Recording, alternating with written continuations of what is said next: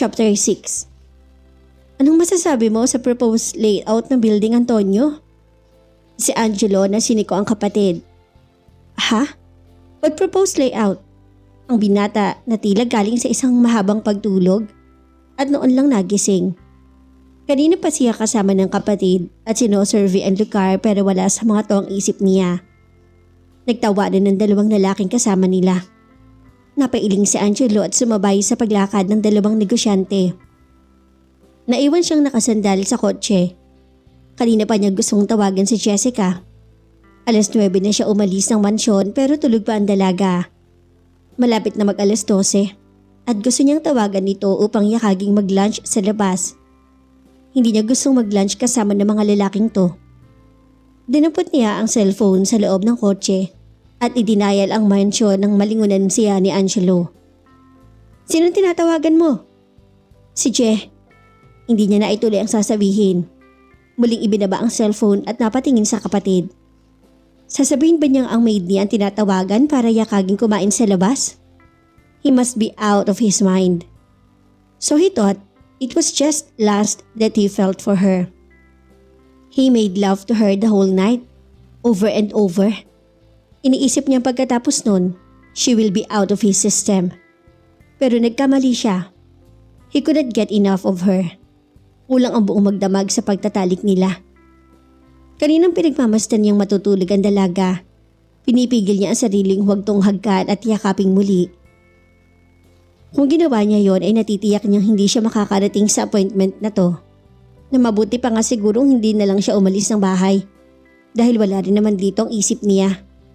Sunod-sunuran lang siya kay Angelo at tumatango nang wala sa loob sa iminumungkahi nito. Ang nasa isip niya ay nasa dalagang iniwan niyang natutulog sa kanyang kama.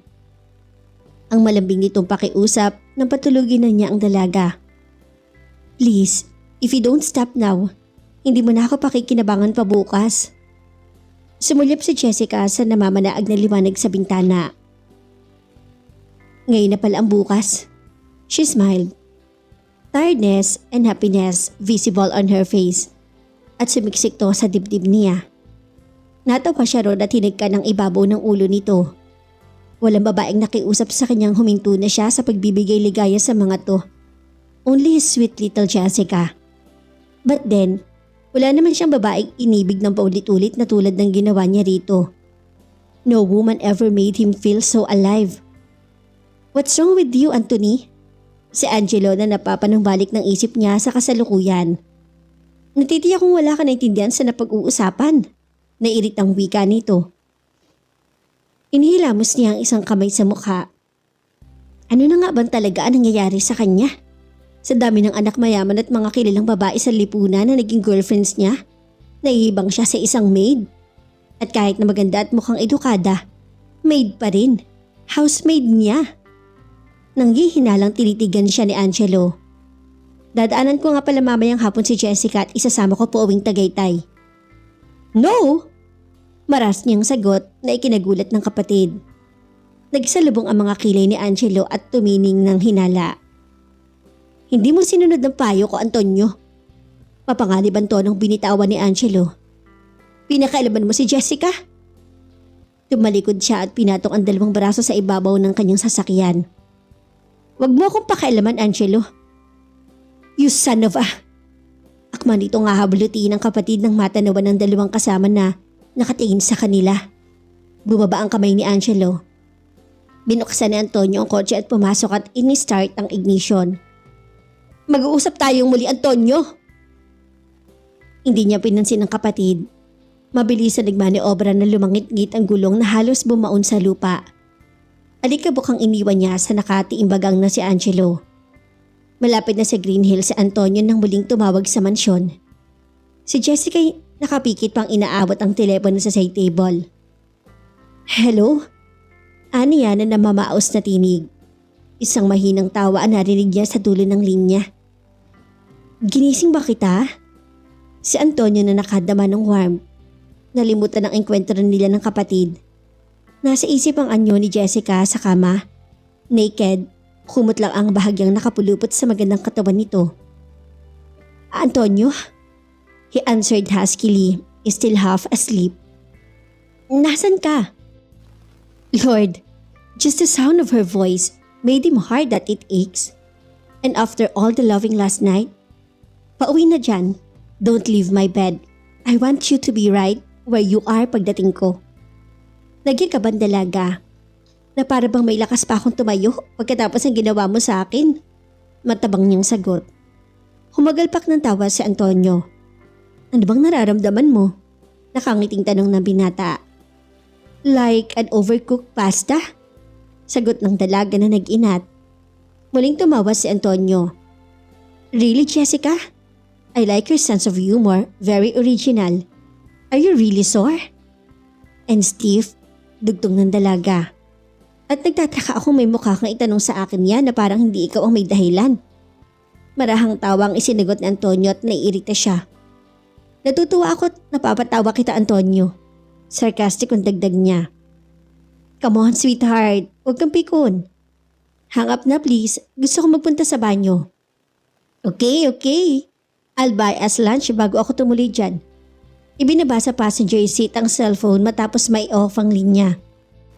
Pinag-iisip siya ng babaeng yon. Ang mga choice of words nito. Overcooked pasta? Stiff? The witty remarks? Really? His mysterious Jessica doesn't sound like a maid.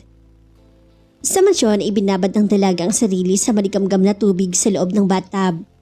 Hindi siya nagsising ipagkaloob dito ang sarili. She loves him, but what is going to happen now? What is the price of loving him? Of giving herself freely to him? Antonio lasted after her body.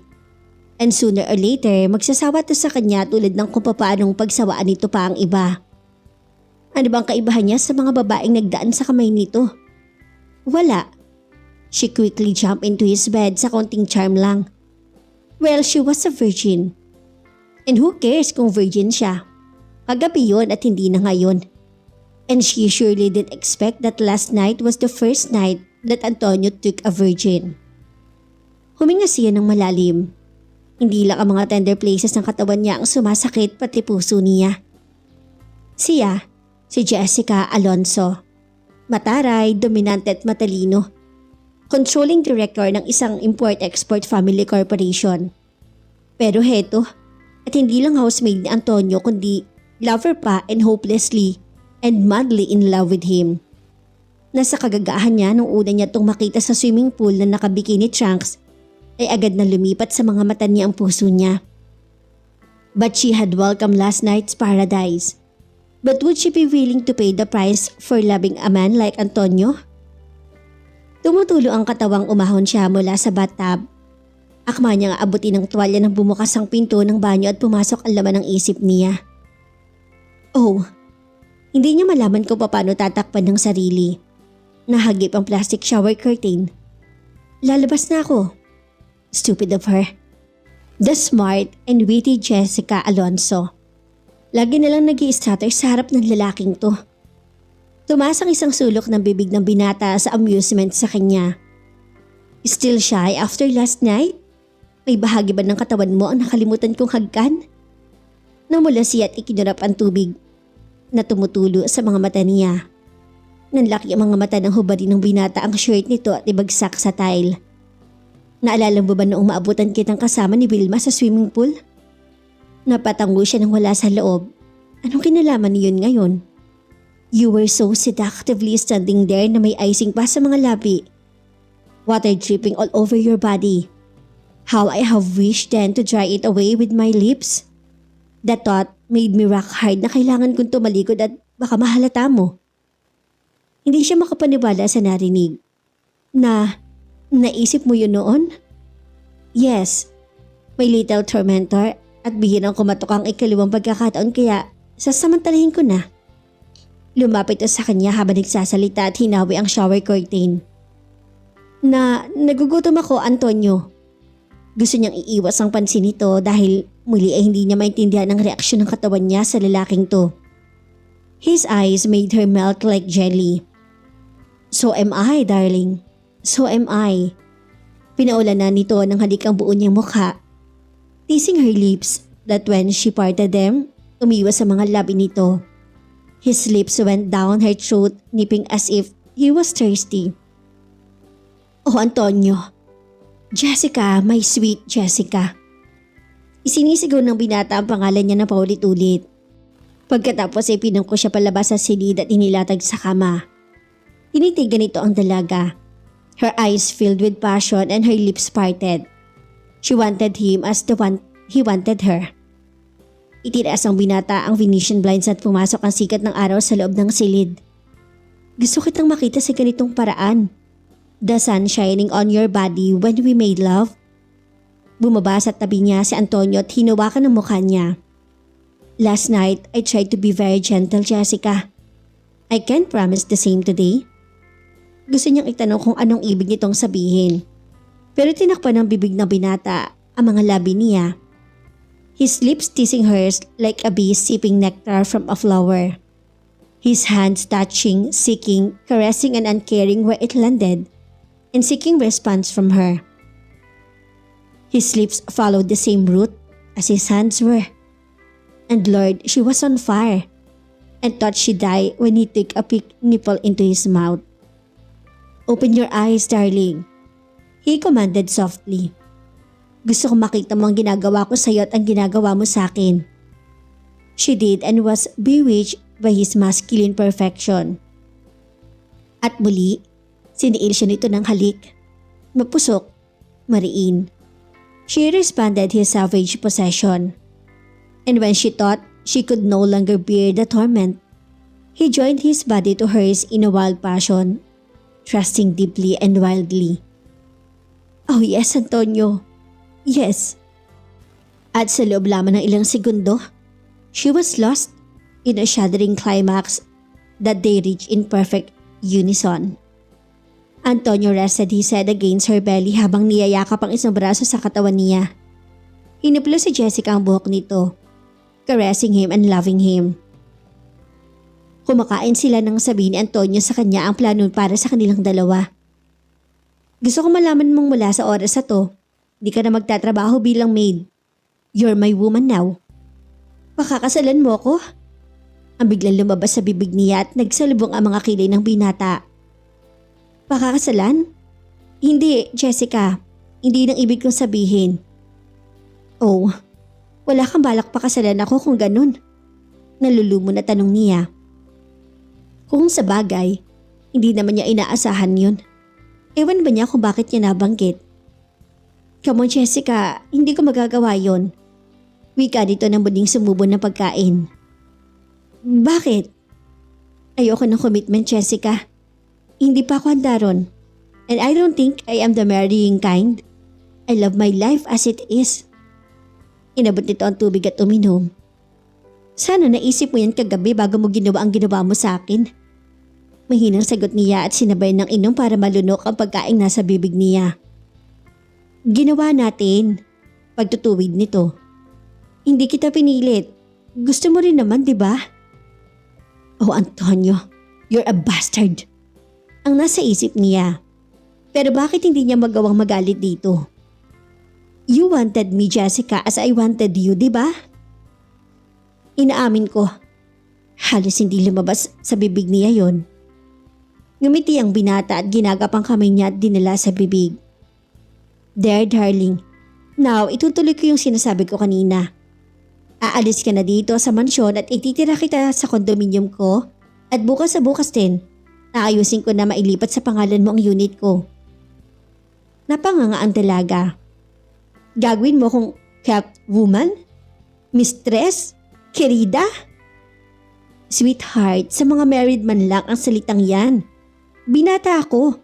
Live-in ang tawag sa sinasabi ko ngayon. Paliwanag nito na tila siya batang hindi makaintindi. Binata ka nga, pero hindi mo ako gustong pakasalan. Hindi dahil ayaw mo ng commitment, kundi dahil hindi mo na matanggap na pakakasalan ng isang maid lang. Natatakot kang pagtawanan ng mga kakilala at kaibigan mo. May hinanakit sa tinig niya. Seryosong tinitigan siya ni Antonio. Did you have marriage in mind while we made love the first time last night? Seryosong tanong nito. Hindi ko iniisip yon. Nalilitong sagot niya. Precisely. So I brought it out now. We are happy, Jessica. Hayaan nating manatili sa ganun. Huwag nating problemahin ang hindi naman dapat. Ang mahalaga ay nagkakasundo tayo. I really like you, Jessica, very much. At hindi ko nararamdaman sa ibang babae ang nararamdaman ko para sa iyo. Gusto? Like? Yun ang term na ginagamit nito. But I love you, Antonio. Kumislap ang mga mata ng binata. I believe you, darling. Maiksing sagot nito. Emptiness ang nadarama ng dalaga.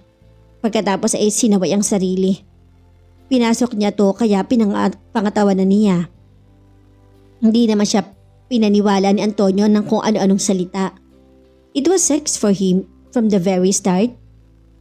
May gusto lang akong hilingin sa'yo, Antonio. Say it, darling. Kung kaya ko, ibibigay ko sa'yo. Anything my money can buy? A car? Easy, marami tayo niyan. Biro pang totoo nito. Hindi ko kailangan ng pera mo, Antonio, dahil marami ako niyan. Bulong ng isip niya. At kung kotse rin lang ang pag-uusapan, she's driving. Mas maganda pa sa kotse niya. Gusto niyang mag-hysteria sa sinasabing ng binata. Marami ka nang dinalang babae sa condo unit mo. Tumaas sa mga kilay ni Antonio. You're afraid of ghosts, Jessica?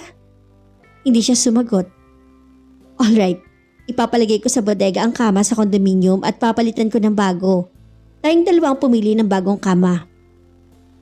Lord, this is intolerable. Alright, bibiling bagong kama. Ang tanging kaibahan niya sa mga babaeng dinala roon ni Antonio, permanente siyang titira doon.